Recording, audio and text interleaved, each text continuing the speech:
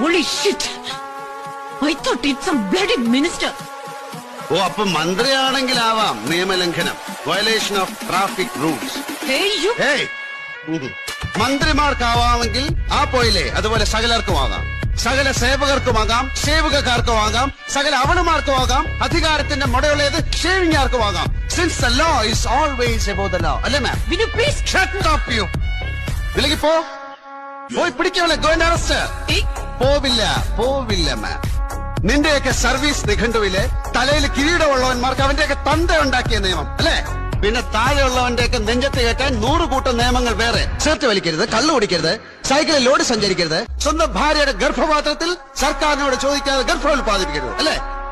എടുത്ത് കാർക്കിച്ച് തുപ്പും സക്കീർ ഹുസൈൻ. ഇല്ലേ പിന്നാലെ പോയി ചേസ് ചെയ്ത് പിടിച്ച് ചെവിക്കല് നോക്കി ഒരു 4 എണ്ണം പൊട്ടിച്ചു കൊടുക്ക് ആ പോയവക്ക്.